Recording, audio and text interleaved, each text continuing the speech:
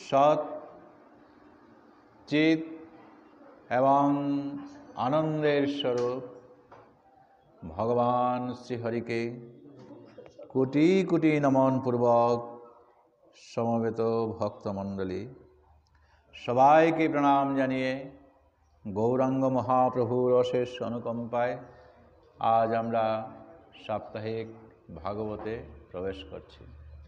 আপনারা আমাকে আশীর্বাদ করবেন আমি যেন কৃষ্ণ কথা বলতে পারি।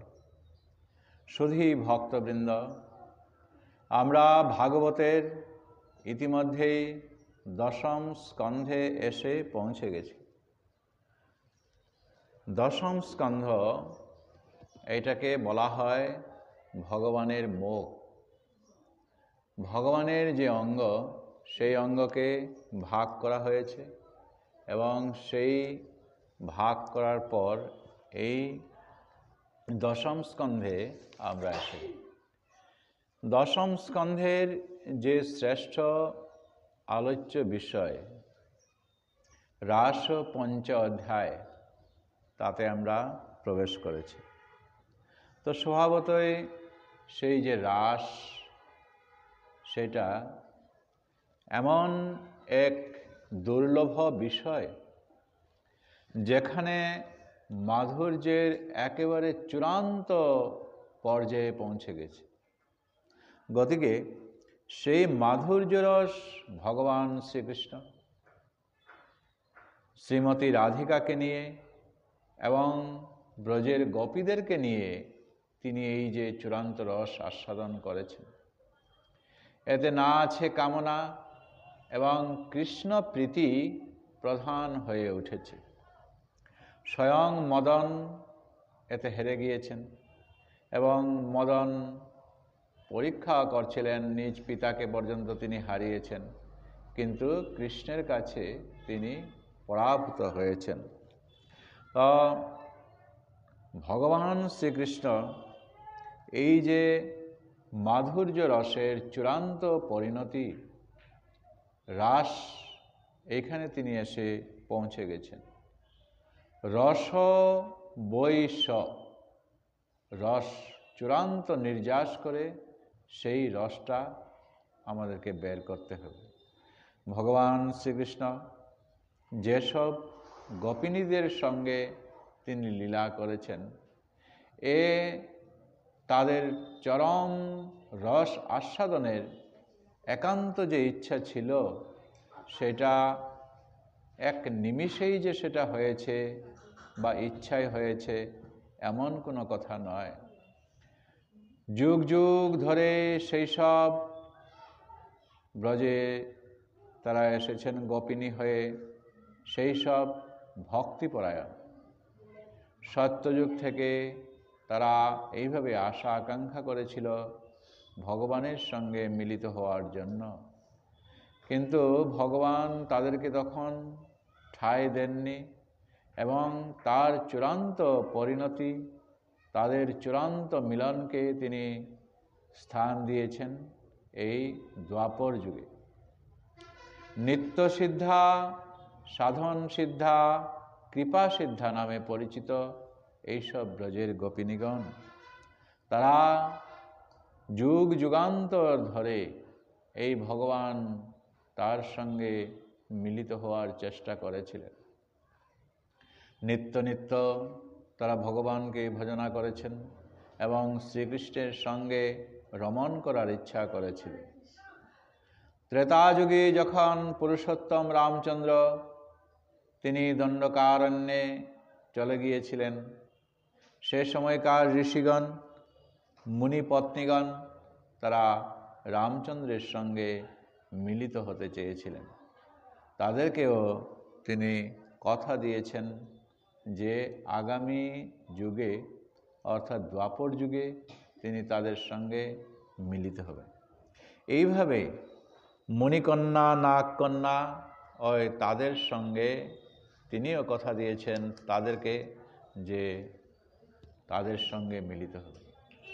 এইভাবেই রাস, মহারাস, সেই শরদ পূর্ণিমা যখন এলো, তিনি বংশী বাদন করলেন এবং পরমহংস চূড়ামণি শ্রী শুকদেব গোস্বামী এইরূপভাবে শ্রীকৃষ্ণের বংশীনাদের মহিমা বর্ণন প্রসঙ্গে অনুরাগবতী ব্রজগোপীগণের শ্রীকৃষ্ণ সমীপে আগমন বৃত্তান্ত বর্ণনা করে এক্ষণে কিভাবে গোপীগণ দেহধর্ম, দৈহিক কর্তব্যকর্ম ও লৌকিক ধর্ম আদি পরিত্যাগ করেছিলেন এবং এই শ্রীকৃষ্ণের যে বেণু, সেই বেণু গীতের পরম আকর্ষণে কৃষ্ণ মিলনে তারা আকাঙ্ক্ষা করে কৃষ্ণের সঙ্গে মিলিত হতে গিয়েছিলেন। এই তো বিশেষ রূপে যে প্রতিপত্তির, যে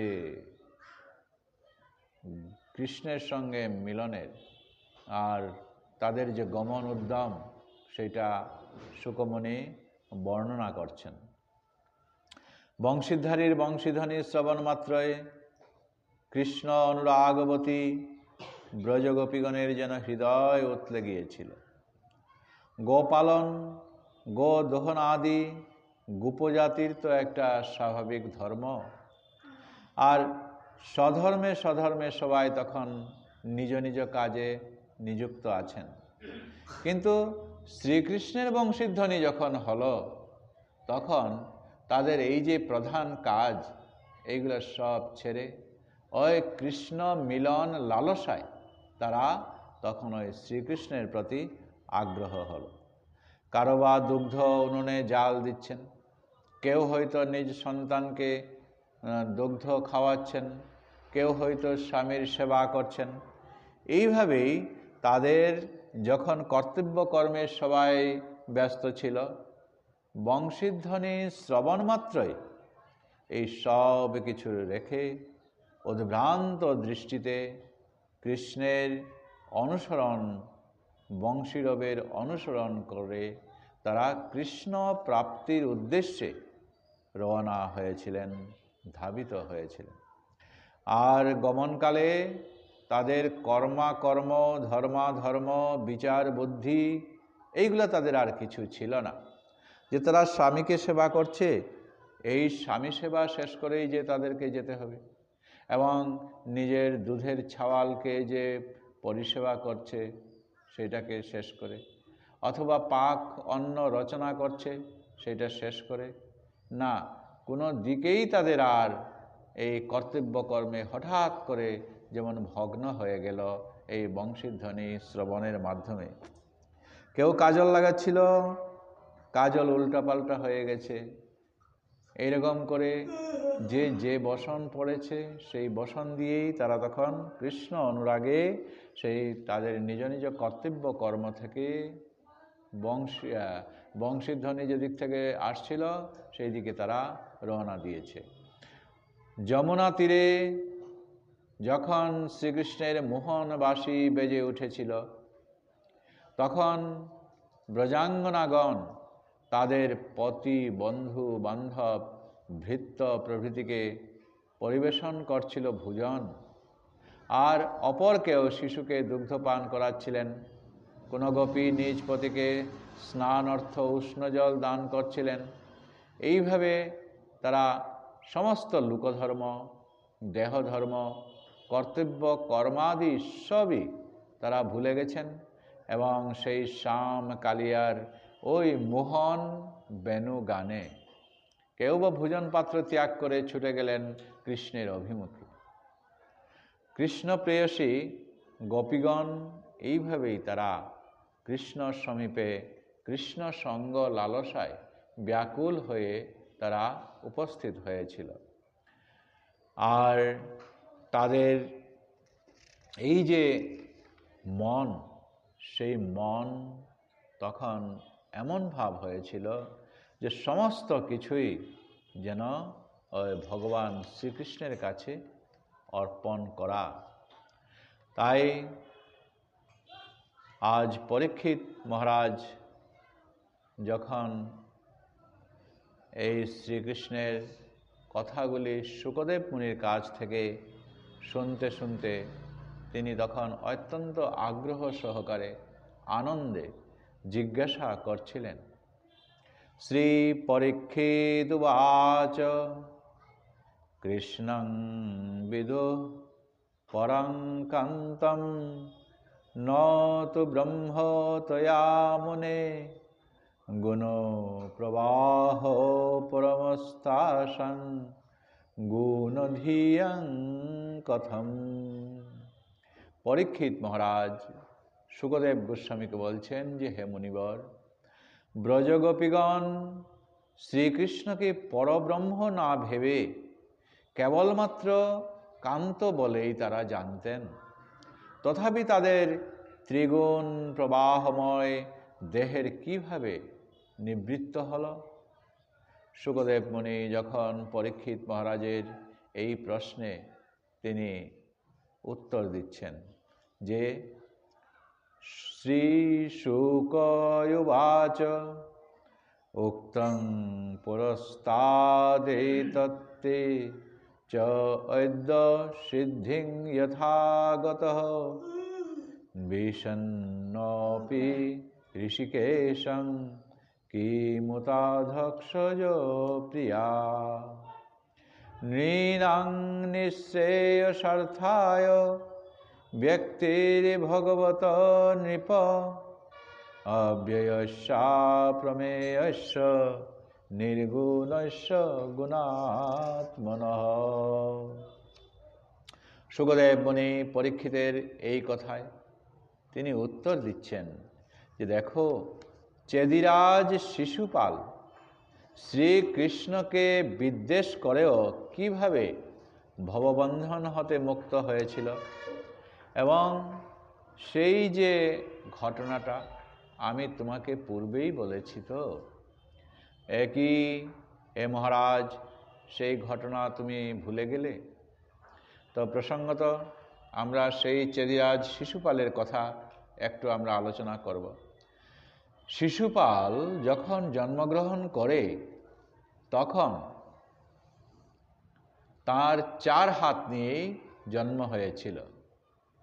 তখন দৈববাণী হয়েছিল, কারণ মাতা উদ্বেগ পরায়ণা, তিনি ভাবছেন মানুষ জন্মমাত্রই তো 2 হাত নিয়ে জন্মগ্রহণ করে, কিন্তু শিশুপালের 4 হাত, এ যেন বিশেষ একটা আলাদা ব্যাপার। মনুষ্য সমাজে তো কীরকম করে তাকে নিয়ে চলা। তো সেই দৈববাণীতে তখন জানা গেল, যার স্পর্শ হবে তার দ্বারাই ভবিষ্যতে কিন্তু মৃত্যু হবে, যদি তার স্পর্শে 2 হাত খসে যায় শিশুপালের। অর্থাৎ শিশুপালকে যে স্পর্শমাত্রই 2 হাত খসে যাবে, তার হাতেই শিশুপালের মৃত্যু হবে। তো এই ঘটনা যখন জানলেন, তখন এই শৈশব অবস্থায় শিশুপালকে ক্রুড়ে নেওয়ার জন্য, দেখাশোনা করার জন্য অনেকেই আসছেন, এবং প্রত্যেকের কুলে মাতা এই শিশুপালকে দিয়ে দিচ্ছেন। বহুদিন পরে যখন শ্রীকৃষ্ণ আসেন, তখন শ্রীকৃষ্ণের ক্রুড়ে মাতা শিশুপালকে দেওয়া মাত্রই শিশুপালের 2 হাত খসে যায়। তখন তার মাতা ছিলেন শ্রীকৃষ্ণের পিসি, আর শিশুপাল আর কৃষ্ণ মূলত তারা পিস্তুত ভাই হয়ে যায়। তখন এই কৃষ্ণকে তিনি অনুরোধ করেন যে তার শত অপরাধ সত্ত্বেও যেন কৃষ্ণ তাকে ক্ষমা করেন। কৃষ্ণ বলছিলেন তখন, পিসি, শত অপরাধ সে করবে আমি ক্ষমা করব, কিন্তু শত অপরাধের পর যদি আরও অপরাধ করে আমি কিন্তু ক্ষমা করব না। যখন শিশুপাল বড় হয়ে যায় এবং ইন্দ্রপ্রস্থ প্রতিষ্ঠার সময়ে অগ্রপূজা দেওয়ার জন্য পঞ্চপাণ্ডবগণ চিন্তিত হয়ে পড়ে। অগ্রপূজা শব্দটা কি? যে আগে একজনের, শ্রেষ্ঠ একজনের পূজা দিয়ে তারপর মূল পূজা করা হয়। তো যার পূজা আগে দেবে সে তো সাধারণ ব্যক্তি নয়। তাই ভীষ্মদেব এবং সহদেব দুজনে মিলে তখন এই সিদ্ধান্তে গিয়েছিলেন যে অগ্রপূজার অধিকারী একমাত্র ভগবান শ্রীকৃষ্ণ হতে পারেন এবং তাকেই দেওয়া হবে অগ্রপূজা। আর এইভাবে যখন সিদ্ধান্ত বা সাব্যস্ত করা হলো, তখন ওই অগ্রপূজা দিতে গিয়ে শিশুপাল তখন চিৎকার করছিল যে গোয়ালার ছেলে, এ আবার কবে সে এমন প্রতিভাপন্ন হয়ে গেল। কৃষ্ণকে বলেন নানা অজুহাতে শ্রীকৃষ্ণকে তখন অপমান করছিলেন। এতে তার অপরাধ হচ্ছিল। এইভাবে অপরাধ করতে করতে করতে করতে শত অপরাধ সে ডিঙ্গিয়ে যায়। ভগবান শ্রীকৃষ্ণ শিশুপালকে তখনই সচেতন করিয়ে দেন যে হে শিশুপাল, শত অপরাধ তুমি করেছ, তার বেশি যদি তুমি অপরাধ করো তোমার অবশ্যই দণ্ড পেতে হবে। বাস্তবিকই শিশুপাল তা অগ্রাহ্য করে শ্রীকৃষ্ণকে নানা অপবাদে অপমান করতে থাকে। এতে শ্রীকৃষ্ণ ক্রুদ্ধ হয়ে তার সুদর্শন চক্র দ্বারা এই শিশুপালকে বধ করেন। আর সেই যে বধ করার সময়ে তার যে মনোভাব ছিল শিশুপালের, সেটাই আজ শুকদেব মুনি পরীক্ষিত মহারাজের কাছে বর্ণনা করছেন যে কৃষ্ণকে তিনি মানছেন না। শিশুপাল কৃষ্ণকে না না বলে তার বিপরীত দিকে গিয়ে যখন সে ভাবনা করছে, তখন কৃষ্ণ কৃষ্ণ নাম নিতে নিতে বিপরীতে সে তখন ওই কৃষ্ণময় হয়ে কৃষ্ণে বিলীন হয়েছিল। আমরা প্রতিদিন সূর্যকে দেখি, সূর্য পূর্ব দিক থেকে, এই পৃথিবী যখন গোল তখন পূর্ব দিক থেকে গেলে পরে আবার এই স্থানে আসতে পারে। অনুরূপ যদি তার বিপরীতে আমরা যদি চলে যাই, যে পশ্চিম দিকে যেতে যেতে যেতে যেতে আমরা আবার ওই গন্তব্যস্থানেও আসতে পারি। তো সেই রকম অবস্থাটাই হয়েছে। তাই আজ শুকদেব মুনি সেই প্রসঙ্গ টেনে পরীক্ষিত মহারাজকে বলছেন যে কৃষ্ণ প্রিয়া গোপীগণ যে সিদ্ধি লাভ করেছেন, তাতে আর বলার কি আছে। যে কৃষ্ণ কৃষ্ণ বলে ওই অগ্রহায়ণ মাসে দেবী কাত্যায়নীকে তারা তখন ভজনা করেছিল, পূজা করেছিল। পতিং মে কুরু বলে তারা তখন সেই কাত্যায়নী দেবী দুর্গার কাছে চেয়েছিল। আর সেই রকম চেয়ে চেয়ে যখন আসছিল, তখন কি হয়েছিল? মহামায়ার কাছে কাত্যায়নী মহামায়ে মহাযোগিনীশ্বরী নন্দ গোপসূতং দেবী পতিং মে কুরুতে নমঃ। হে দেবী কাত্যায়নী, তোমাকে প্রণাম আমরা বারবার করছি। আমাদের শ্রীকৃষ্ণকে আমাদের পরম পতি হিসেবে মিলিয়ে দাও। এই 1 বছর ধরে যখন তারা কৃষ্ণ প্রতি হবিষ্যান্ন খেয়ে এইরকম করে কৃষ্ণকে তারা চাইছিলেন। এই কারণেই আজ শুকদেব মুনি বলছেন যে গোপীগণ কৃষ্ণ প্রিয়া, এতে তাদের কেন কৃষ্ণ বঞ্চিত তারা হতে পারবেন? তাই শুকদেব মুনি বলছেন, হে রাজন, মনুষ্যগণের মঙ্গলের জন্যই শ্রী ভগবান অব্যয়, অপ্রমেয়, নির্গুণ এবং গুণনিয়ন্তা হয়েও তিনি জগতে আবির্ভূত হয়ে থাকেন। ভগবান শ্রীকৃষ্ণ তিনি তার নিত্যধামে আছেন। তিনি ইচ্ছা করলে তার অঙ্গুলি হেলনে এই বিশ্ব ব্রহ্মাণ্ডের সমস্ত কাজ তিনি সারিয়ে নিতে পারেন। কিন্তু কেন তাকে এই পৃথিবীতে আসতে হয়েছে? এই যে ভক্তের আকাঙ্ক্ষা, সেটা পূর্ণ করার জন্য। ধরাদ্রোণ তারা চেয়েছিল শ্রীকৃষ্ণকে পুত্ররূপে গ্রহণ করার জন্য, তাই তিনি এসেছেন এইখানে। এবং এই যে ব্রজের গোপীগণ, তারাও তো ওই নিত্যসিদ্ধা, সাধন সিদ্ধা, কৃপা সিদ্ধা রূপে তারা ভগবানকে বারবার চেয়েছিল। শুধু এক যুগে নয়, যুগে যুগে যুগে যুগে তারা কৃষ্ণকে তারা এইরকম করে লালসা করেছিল। কিন্তু কৃষ্ণ গীতায় যে বলছেন, যে যথা মাং প্রপদ্যন্তে তাং তথৈব ভজামি অহম, যে যেভাবে আমাকে চায় সেইভাবেই সে আমাকে পায়। তাই তারা কৃষ্ণের সঙ্গে এই প্রেম উন্মত্ত হয়ে কৃষ্ণের যে পরম মাধুর্য রস, সেটা তারা আস্বাদন করতে চেয়েছিল। তাই তিনি কি করছেন? এই আস্বাদন তাদেরকে পাওয়ানোর জন্য, দেওয়ার জন্য তিনি আবির্ভূত হয়েছেন। বলছেন অনুগ্রহায় ভূতানাং মানুষং দেহমাশ্রিত ইয়া ভজতে তাদৃশী ক্রীড়া ইয়া শ্রুত্বা তৎপরো ভবেৎ। অনুগ্রহায় ভূতানাং, ভূত শব্দের অর্থ জীব, এবং অন্যদিকেও বলা যায় অনুগ্রহায় ভক্তানাং, এই ভক্তদেরকে, এই সব মানুষদেরকে, এই সব জীবদেরকে তিনি অনুগ্রহ করে, মানে কি তিনি ভালোবেসে। আহা, এরা আমার পরম আত্মীয়, পরম জন, ওরা যাবে কোথায়? আমার কাছ থেকেই তো ওরা নির্গত হয়েছে। কেননা আমরা বলি জীব কৃষ্ণের নিত্যদাস। ওই যারা নিত্যদাস আজ এই ব্রহ্মাণ্ড ভ্রমণ করতে করতে কোনো ভাগ্যবান জীব তখন এই কৃষ্ণ প্রেমোন্মুখ হয়ে থাকে, আর কৃষ্ণ তাদেরকে চান তারা যেন বিপথে না গমন করে, তারা যেন আমার কাছেই পুনঃ ফিরে আসে। সেই চেষ্টা, সেই অভিযান তিনি তো চালাচ্ছেন। কিন্তু যিনি এই জীব, এ তো তার ওই যে ইচ্ছা, তার যে প্রকৃত কথা, তার যে প্রকৃত প্রতিজ্ঞা, যে গর্ভকালে 10 মাস 10 দিন থাকা অবস্থায় প্রার্থনা করেছে যে ভগবান তুমি আমাকে মুক্তি দাও, তোমার কথায় আমি আলোচনা করব, তোমার ভজন সাধন করব। কিন্তু যেই এই প্রেম, এই মায়ার সংসারে যখন এসে যায়, তখন সেটা সব ভুলে গিয়ে এই জাগতিকের এই তাতে একেবারে ভুলে ভগবানের পূর্ণ বিপরীতে সে চলে গেছে ভগবানকে ভুলে।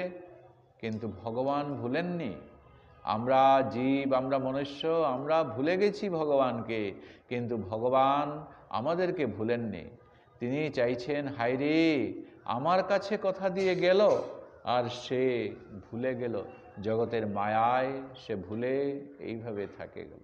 কৃষ্ণ চান তার কাছে পুনঃ ফিরিয়ে নিয়ে যেতে, তাই সেই প্রচেষ্টা ভগবানের সদা সর্বদাই আছে। এবং এই কারণেই বলছেন যে অনুগ্রহায় ভূতানা, এই ভক্তদেরকে তিনি অনুগ্রহ করে।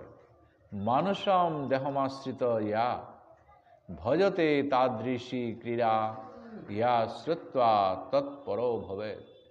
এই যে ভগবানের কথাগুলা যদি আমরা শ্রবণ করি, তাহলে সহজ পদ্ধতিতেই, জানি বা না জানি, জ্ঞাতে অজ্ঞাতে আমাদের তখন এই ভগবত পদে আমরা অগ্রসর হতে পারব। জয় রাধে, জয় রাধে। তাই তিনি এই ইহধাম যখন তিনি ছেড়ে চলে গেলেন, তখন তার প্রিয় ভক্ত উদ্ধবকেই তো বলে গেছেন যে দেখো উদ্ধব, আগামীতে যে সমস্ত ভক্তগণ আমার আসবে, তারা তো আমাকে পাবে না।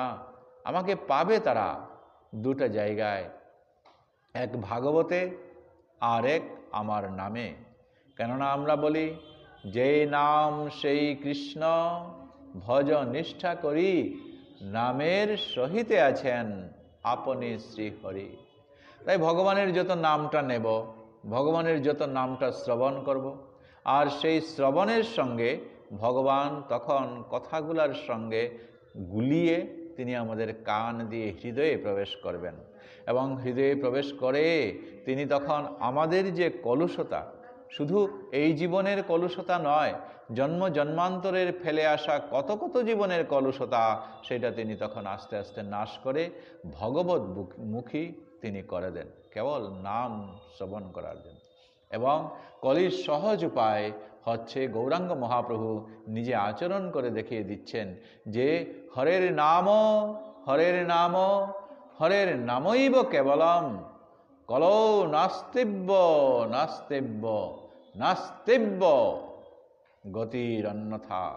তিনি জোর দিয়ে বলছেন, তিনবার জোর দিয়ে বলছেন নাস্তিব্য, অন্য কোনো গতি, অন্যথা অন্য কোনো গতি নেই, কেবল নাম, কেবল নাম শ্রবণ করা, নিজে উচ্চারণ করা, অন্যের উচ্চারিত সেই নাম শ্রবণ করা। এই নামের মাধ্যমে কলির জীবের উদ্ধার গৌরাঙ্গ মহাপ্রভু দেখিয়ে দিয়েছেন। আর তিনি বলছেন ভাগবতে তিনি থাকবেন। ভগবান উদ্ধবকে বলছেন তিনি ভাগবতে থাকবেন। ভাগবত বলতে আমরা দুটা জিনিসকে বুঝি। একটা হচ্ছে গ্রন্থ ভাগবত, যা নারদ মুনি ব্যাসদেবকে দিয়েছেন, তিনি 18,000 শ্লোকে সেটা দিয়েছেন। আজকালকে আমরা ফোনে সমস্তগুলা কথা বলি, ভগবানের ফোন নাম্বার কিন্তু এইখানেই পাওয়া যায়, এই ভাগবতের মধ্যে। এখানে বলছে দ্বাদশ স্কন্ধ মানে কত, 1-2, হ্যাঁ, দ্বাদশ মানে 12, 1-2, 365 অধ্যায় 365, আর 18,000 শ্লোক 1800, এইরকম। এই হলো ভগবানের নাম্বার। মানে ভাগবতের সঙ্গে আমাদেরকে জড়িত থাকতে হবে, ভাগবত ছাড়া আর অন্য কোনো গতি আমাদের নেই। এই ভাগবতকে আবার দুটা ভাগে ভাগ করা হয়েছে। একটা হলো এই গ্রন্থ ভাগবত যেটা বললাম, আর একটা ভাগবত কি, এই যে পরম বৈষ্ণব যারা আছেন, পরম বৈষ্ণবরা ভগবানের কথা ছাড়া আর অন্য কোথাও আলোচনা করেন না। এই কারণেই সেই ভক্তের কাছে, সেই বৈষ্ণবের কাছে তিনি ভর করে আছেন, আর এই ভাগবতের কাছে তিনি ভর করে আছেন। তাই আমাদের একান্ত ইচ্ছা, আমাদের একান্ত কর্তব্য এই ভাগবত কথা শ্রবণ করা। বারবার আমরা সেই শ্লোক শ্রবণ করি, মনে করি সদা সেব্যা শ্রীমদ্ ভাগবতী কথা যস্য শ্রবণ মাত্রেন হরিশ চিত্তং সমাশ্রয়েৎ। যখন যে সময় সুযোগ পাওয়া যায় তখন সদা সেব্যা সেবন করা। এই যে কথাগুলা হচ্ছে ভাগবতের, সেটা তো আমরা শুনছি, কিন্তু এইটাকে শোনা বলছে না। কারণ ভাগবত কথা যেগুলা, এগুলাকে বলছে কথা অমৃত, কথামৃত, কৃষ্ণ কথামৃত। তো অমৃত তো তরল পদার্থ, এটা যদিও আমরা শ্রবণ করি, এটা তরলের মতো, এই কারণে এটাকে সেবন বলছে। হ্যাঁ, আমরা যখন জল অশুদ্ধি সংশোধনের জন্য পরীক্ষায় আসে, জল খাও বললাম, জল খাওয়াটা ভুল কথাটা, জল পান করা। ঠিক সেই রকম এই কৃষ্ণ কথামৃত, সেটা কি করব আমরা, সেবন মানে পান করব, সেটা শোনা না। যদি আমরা শুনছি, শোনার মাধ্যমে সেবন করা। হ্যাঁ, সদা সেব্যা শ্রীমদ্ ভাগবতী কথা যস্য শ্রবণ মাত্রে ন, কেবল এইটা শ্রবণ মাত্রই। ওই যে ঔষধের সঙ্গে যে আমরা তুলনা দেই, ঔষধ খেলে পরে ঔষধের কাজ ঔষধেই করতে থাকে দেহের মধ্যে, ঠিক সেই রকম এই শুদ্ধ চিত্তে যখন আমরা এই ভাগবত কথাগুলো শুনব, তখন ওই শ্লোকগুলায়, কাহিনীগুলায় ভগবানের অফুরন্ত প্রেমে, কৃপায় আমাদের দেহটাকে তখন পরিশীলিত করে। আর এটাই আস্তে আস্তে তখন কি করবে, ভগবতমুখী করবে। যে একবার সত্যিকারের শ্রদ্ধা সহকারে ভাগবত শ্রবণ করেছে, কৃষ্ণ নাম শ্রবণ করেছে, সে কোনো দিনই এই কৃষ্ণ নাম না শুনে, ভাগবত কথা না শুনে সে বসে থাকতে পারবে না। যেই ভাগবত কথা কোনোখানে হবে এবং নিয়মিত যেখানে ভাগবত পাঠ হবে, সেইখানে ওই সময়টা আসলে পরে তার কি করবে, এরকম কি একটা করে না, এরকম শুনতে শুনতে শ্রদ্ধা সহকারে এটা আপনা আপনি হয়ে যায়। তাই যস্য শ্রবণ মাত্রেন, শ্রবণ মাত্রই হরিশ চিত্তং সমাশ্রয়েৎ, ভগবান এই চিত্তে, অন্তরে তিনি প্রবেশ করে থাকেন। তাই বলছেন তিনি, ক্রামং ক্রোধং ভয়ং স্নেহ সৈকম সৌহৃদমেব চ নিত্যং হরৌ বিদধত যন্তি তন্ময়তাং হিতে ন চৈবং বিস্ময় কার্য ভবতা ভগবত্যজে যোগেশ্বরেশ্বরে কৃষ্ণে যত এতৎ বিমুচ্যতে। এই শ্লোকের অর্থটা হচ্ছে, যারা শ্রীহরিতে সতত সদা সর্বদা কাম, ক্রোধ, ভয়, স্নেহ, ঐক্য, সৌহৃদ্য প্রভৃতি অবলম্বন করে যে কোনোভাবেই তাকে ভাবনা করুন না কেন, তারা নিশ্চয়ই ভগবানের তন্ময়তা প্রাপ্ত হন। ভগবানের এই কথাগুলো যখন পরিবেশিত হয়, তখন যত কিছুই আমাদের অন্তরের মধ্যে কাম, ক্রোধ, বাসনা, স্নেহ, ঐক্য যা কিছুই আসুক না কেন, শুনতে শুনতে শুনতে শুনতে তখন যারা শ্রোতা তার কি হয়, তন্ময়তা জেগে ওঠে। যে ভগবানের এই লীলা কাহিনীগুলা শুনতে শুনতে আপনা আপনি যেন সেই ভগবানের সেই লীলায় তখন বিভোর হয়ে যায়। আস্তে আস্তে সমাধি তখন শরীরের মধ্যে এসে যায়। অন্যমনস্ক আর হওয়া যায় না, কেবল ভগবান, কেবল ভগবান। আর ভগবানের কাছেই আস্তে আস্তে যেন আমরা লীন হয়ে যাচ্ছি। জয় রাধে, জয় রাধে।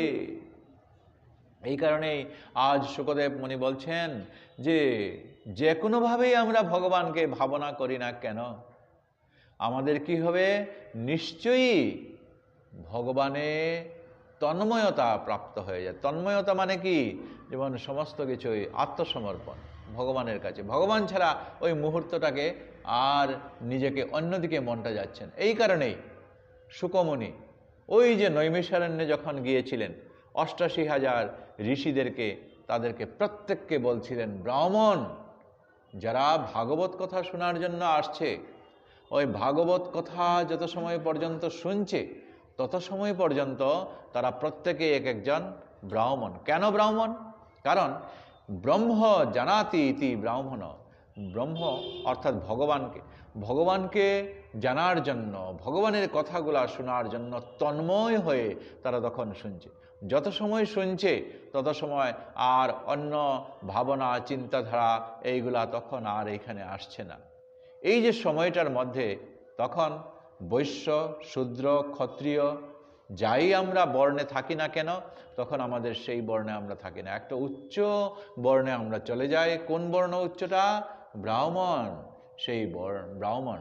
তাই যতক্ষণ পর্যন্ত আমরা কৃষ্ণ কথা শুনি, ভাগবত কথা শুনি, ততক্ষণ পর্যন্ত আমরা এই ভাগবতে আমরা পৌঁছে যাই। আর যারা শুনবে তন্ময় হয়ে, ওই তাদের ওই শ্রীমুখ তখন আস্তে আস্তে ভগবানের সঙ্গে তখন সংযোগ হয়ে যায়। এই কারণে তন্ময়তা আস্তে আস্তে বলছেন যে এই শ্লোকের মধ্যে যে নিত্যং হরৌ বিদধত ইয়ান্তি তন্ময়তাং হিতে, সে তন্ময়তা প্রাপ্ত হয়, আস্তে আস্তে ভগবানে লীন হয়ে যায়। সে কি করছে? আস্তে আস্তে এই ভগবানের কাছে যেমন আশ্রয়, মায়ের কাছে শিশু যেরকম গিয়ে আশ্রয় পায়, আনন্দ পায়, কুলে ওঠে, তখন মহা আনন্দ পেয়ে থাকে। ভগবানের কাছে যখন আমরা যাব, ভগবান যেন তার সেই কথাগুলা দিয়ে তাকে যেমন প্রলেপন করে দেন, আচ্ছাদন করে দেন। আর আমরা গিয়ে তখন যারা প্রকৃত শ্রোতা, শ্রদ্ধা সহকারে যারা যায় ওই ভগবানের কাছে আশ্রয় পেয়ে, তারা তখন তন্ময়তা প্রাপ্ত হন।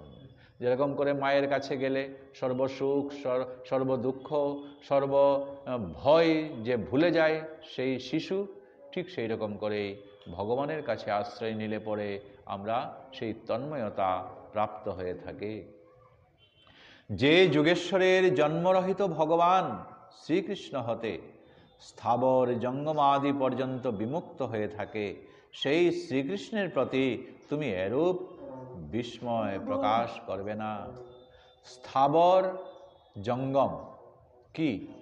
যেগুলা চলত শক্তিহীন, এইগুলা, আবার যেগুলা চলতে থাকে এইগুলাকে ভাগ করা হয়েছে স্থাবর জঙ্গম রূপে। তো এই স্থাবর জঙ্গম তারা পর্যন্ত কি হয়? বিমুক্ত। যেমন গাছগাছালিগুলা জন্ম হওয়ার পরে তো যেখানে জন্ম নিয়েছে সেখান থেকে তারা চলাফেরা করতে পারে না। অন্য জীব চলাফেরা করতে পারে, যারা কথা বলতে পারে, শুনতে পারে, তাদের জন্য তো কোনো কিছু নেই। আর তাদের উদ্দেশ্যে ওই যে গৌরাঙ্গ মহাপ্রভু দেখিয়ে দিয়েছেন, কলিকালে হরের নামইব কেবলম, কেবল হরিনাম দিয়েই তাদেরকে উচ্চস্বরে জপ করলে, উচ্চস্বরে এই হরিনামটা উচ্চারণের মাধ্যমে সেটা দিয়ে উদ্ধার করার একটা পথ। আর সেটা তখন উচ্চস্বরে যখন প্রচারিত হবে তখন কি হবে? শুধু আশপাশের লোকজন নয়, মাইকের মাধ্যমে, প্রচারের মাধ্যমে তখন কি হবে? গাছ বৃক্ষগুলাও তাদেরও তো প্রাণ আছে, উদ্ভিদের প্রাণ আছে, তো উদ্ভিদের প্রাণ আছে, পশু পাখির প্রাণ আছে, এরা কথা বলতে পারে না, জিহ্বা পেয়েও তারা এই কৃষ্ণ নাম তারা উচ্চারণ করতে পারে না, কিন্তু এইগুলো তারা শ্রবণ তো করতে পারে। আর এই শ্রবণের মাধ্যমে আস্তে আস্তে আস্তে আস্তে তারা তখন ওই গোবিন্দ অভিমুখে তারা হয়ে যায়। আর শ্রীকৃষ্ণের প্রতি তুমি এইরূপ বিস্ময় প্রকাশ করবে না, বলছেন শুকদেব মুনি, যে ভগবানের এত প্রেম, এত সেই লীলা। মহারাজ পরীক্ষিত স্বভাবতই সর্বচিত্তজ্ঞ, সে মনে মনে কি ভাবছে? পরীক্ষিত মহারাজ বলছেন, এবং সচিত্তে সতএব সিদ্ধ ভগবান অনন্ত, প্রিয়ার্থ ভগবান অনন্ত, যে ভগবানকে যুগী ঋষিরা যুগ যুগ ধরে তারা ভজন সাধন করছে। এই ইদানিংকার কুম্ভ মেলায় একজন দেখেছেন যে ওই উপর দিকে হাত তুলে সারাটা জীবন সেইভাবে কাটাচ্ছে। হ্যাঁ, কুম্ভ মেলায় ওই সাধু এসেছে, এটার হাত নামাচ্ছে না, যুগ সাধনা এটা তার, এইভাবেই তারা হাত তুলে করছে। তো এরা পর্যন্ত ভগবানকে তারা পাচ্ছে না, আর আমি 7 দিন মাত্র আয়ুষ্কাল পেয়ে গেলাম, এই 7 দিনের মধ্যে কৃষ্ণ কথা শ্রবণ করে মাত্র না জানি সাধন, না জানি ভজন, পূজন পাজন এইগুলো তো একেবারেই নেই, কারণ আমি গৃহস্থালী মানুষ। হ্যাঁ, তো এইগুলা নিয়ে 7 দিনের মধ্যে আমি কিরকম করে ভগবানকে পাব? ওই তখন তার ভ্রমটা শুকদেব মুনি ভেঙে দিয়েছিলেন। এ রাজন, এই যে সব প্রক্রিয়া, এইগুলা তো সব যুগী ঋষিদের জন্য। আরে তারা ইচ্ছা করে কষ্ট করে এইভাবে যখন বসতে চাইছে, ভজুক ওইটা, কিন্তু সাধারণ কেবল তোমার শ্রবণের মাধ্যমে, শ্রবণং কীর্তনং বিষ্ণু শরণং পাদ সেবনং অর্চনং বন্দনং দাস্যং সক্ষম আত্মনিবেদনম, নববিধা ভক্তি। এই নববিধা ভক্তির শ্রেষ্ঠটা হচ্ছে কি? শ্রবণ। আর শাস্ত্রে 3 প্রকারের, এইটা যদি 9টা যদিও আমরা নিতে না পারি, তবুও 3 প্রকারের এখানে এখানে প্রেসক্রাইব করছে, দিচ্ছে, বলছে কি কি? শ্রবণ, কীর্তন, স্মরণ। তিনি তখন বলছিলেন, তস্মাৎ ভারত সর্বাত্মা ভগবান ঈশ্বর হরি শ্রুতব্য কীর্তিতব্যশ্চ স্মর্তব্যশ্চতব্যম। এখানে 3টা জিনিস তিনি দেখিয়ে দিচ্ছেন, যে 9টার কোনো প্রয়োজন নাই, তুমি 3টা জিনিস রাখো। শ্রুতব্য মানে শ্রবণ করো, কীর্তিতব্যশ্চ মানে কীর্তন করো, ভগবানের নাম কীর্তন করো মানে পাঠ করো, আবার শুনো, এবং স্মর্তব্য স্মরণ করো। শ্রবণ করো, কীর্তন করো আর স্মরণ করো, এইটাই। আর এও যদি কারো না হয়, শাস্ত্রে বলছে আর একটা পথ আছে। এটা কি? সেটা হলো সৎসঙ্গ। এই যে আমরা বসে আছি, বসে একে অন্যের সঙ্গে আমরা ভাগবতী কথায়, ভগবানের কথায় আমরা আস্বাদন নেবার জন্য এখানে সমবেত হচ্ছে। এই সৎসঙ্গে যদি আসা যায়, তাহলেই আমাদের তখন সব কিছু হয়ে যাবে। অনেক অজানাগুলা, না জানাগুলা, এগুলা সৎসঙ্গের মধ্যে আলোচনা হবে, তাই সেইগুলা এই সৎসঙ্গ থেকে আমরা পেতে পারি।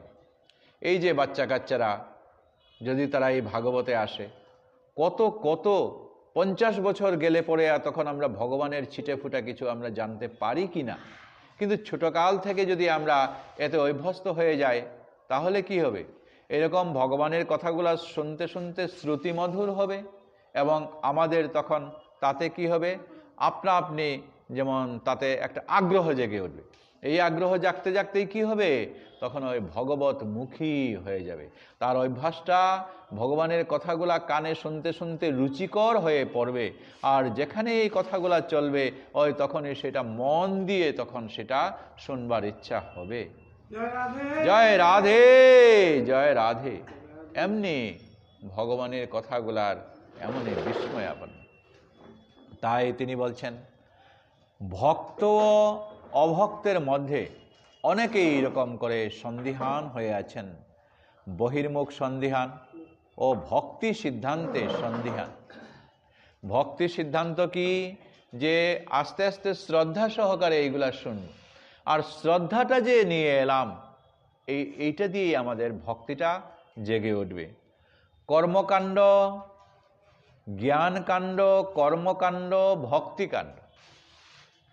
জ্ঞানমার্গে ঠিক আছে, জ্ঞান আমাদের থাকতে হবে, কিন্তু জ্ঞানমার্গ, জ্ঞান কি পন্থ, কৃপান কি ধারা। কৃপান মানে কি? অস্ত্র। ওই যে অস্ত্র যেগুলা, ওইটাকে বলা হয় কৃপান। এই জ্ঞানমার্গে যখন চলে যায় তখন এই জ্ঞান দিয়ে তখন প্রত্যেকটাতে অস্ত্রের মতো ধারালো, এইগুলোর মধ্যে অগ্রসর হওয়া বড় মুশকিল। আর কর্মকাণ্ডে যে সমস্ত আমাদের কর্মকাণ্ড করে ভগবত ভজন সাধন আদি হয়, সেটা দিয়েও আমাদের যাওয়া বড় মুশকিল। কিন্তু একটাই সহজ পথ হচ্ছে কি, বাবা জানি না জানি, পূজা জানি না জানি, এইগুলা কিচ্ছু আমরা ধারলাম না। ওই যে বাচ্চা কাচ্চাগুলা যখন তারা মাটি নিয়ে খেলা করে, পাতা নিয়ে বাজার করে আনে, একটা দেবতা মনে করে তারা একটা পুতুলকে বসিয়ে তারা কৃষ্ণ পূজা করে, ওইটাই হচ্ছে আসল। ওই ভাবটা যদি আমাদেরকে নিয়ে আসতে হয়, আমরা যখন এই ভগবত ভজন সাধন করব, তখন আমাদের এই বয়সের মধ্যে এইটা ডাকলে ভগবান সাড়া দেবেন কিনা সন্দেহ, কিন্তু আমাদের এই ভাব করতে হবে, ওই যে বাচ্চাটার মতো বয়সটা আমাদেরকে নিয়ে আসতে হবে। আর ওই ভাবটা নিয়েই তখন এই ভগবত ভজন সাধন পূজন আমাদেরকে করতে হবে। এইটাই হচ্ছে আমাদের ভক্তির স্রোত ধারা। এই ভক্তির দ্বারায় এই বহির্মুখ সন্দিহান আমাদের চলে যাবে, আর ভক্তির সিদ্ধান্তে আমরা তখন পৌঁছে গেলাম। আজ শুকদেব মুনি প্রশ্ন করছেন রাজা পরীক্ষিতকে, হে রাজন, তোমাকে আমি এই সব কথার উত্তর ওই শিশুপাল বধের ওইখানে তোমাদের বলেছি। শিশুপাল কি করেছিল? যে কৃষ্ণ না কৃষ্ণ না বলতে বলতে, না না মানে কৃষ্ণ কৃষ্ণ বলতে বলতে উল্টা সে কৃষ্ণময় হয়ে গেছে। তো এইরূপ শুষ্ক জ্ঞান বিচারে রসভঙ্গ তুমি করলে কেন রাসলীলা আস্বাদন করতে এসে? রাসলীলা হচ্ছে এই ভগবানের লীলার একটা চূড়ান্ত এবং উচ্চ একটা পর্যায়ে। আজ যখন আমি সেটা বর্ণনা করতে চলেছি, তুমি এইখানে আজ আমি সেই ভগবানের এই কথাগুলা শুনে ভগবদ্মুখী অথবা ভগবানের শ্রীচরণ আমি পাবো কিনা বলে তোমার কেন এই সন্দেহ আসবে? আজ একেবারে স্পর্ধার সঙ্গে তিনি এই কথাটাই বলছেন, যে যাকে শত্রুভাবে স্মরণ করেও শিশুপাল কৃষ্ণকে লাভ করেছে। ব্রজরমণীগণ শ্রীকৃষ্ণকে নির্গুণ ব্রহ্মরূপকে না জানলেও তারা কৃষ্ণ প্রেম বিহ্বলা চিত্তে শ্রীকৃষ্ণের পরম সৌন্দর্য আদি গুণে তারা নিরন্তর নিজের জীবনটা ত্যাগ করেছে। এইখানে তারা কি করেছে? ওই যে ভগবানের যখন একবার মাথা ব্যথা হয়েছিল, তখন কি ভগবানের ভক্ত পরীক্ষার জন্য নারদকে বলছিলেন না যে আমার ভক্তের চরণধুলি দরকার? নারদ তো গেল ব্রহ্মলোকে, ব্রহ্মা না বলল। শিবের কাছে গেল, শিবও না বলল। ঘুরছেন যোগী ঋষিদের কাছে, তারাও না বলল। কিন্তু বৃন্দাবনে যখন তিনি চলে গেলেন, তখন বৃন্দাবনের গোপীগণ শোনা মাত্রই তারা কি করলেন? ললিতা তাদের ওই শাড়ি আঁচল পেতে দিয়ে বললে, তোমরা গোপীগণ সবাই এসো, তোমাদের এই চরণধুলি এখানে ঝাড়ো। যেহেতু আমাদের কৃষ্ণ মাথা পেধায় শিরোপীড়ায় আছেন, এটা পেলেই তিনি ভালো হবেন। যাও নারদ, তাড়াতাড়ি যাও। ওই তো নারদ সেটা নিয়ে। নারদ তখন ভাবছিলেন যে ব্রহ্মা, শিব, যোগী ঋষি তারা পর্যন্ত দিতে সাহস করে নাই নিজের চরণধুলি, আর ব্রজের গোপীগণ এরা পাগল নাকি? কিন্তু যেই কৃষ্ণ সেই ব্রজের চরণধুলি তিনি শিরে ধারণ করলেন কপালে, সঙ্গে সঙ্গে তিনি বলছেন এই আনন্দ আর কোথাও পাবো না। তাই ব্রজের গোপীগণের ভাবনা কি? আমরা এই পূজা টুজা কিচ্ছু আমরা জানি না। আমাদের একমাত্র ইচ্ছা কি? যে কেবল কৃষ্ণ যেন আনন্দে থাকে, কৃষ্ণ যেন সুখে থাকে। কৃষ্ণ সুখী আমাদের আনন্দ। তাই গোপী অনুগতি বিনা ঐশ্বর্য জ্ঞানে ভজিলেও নাহি পায় ব্রজেন্দ্র নন্দনে।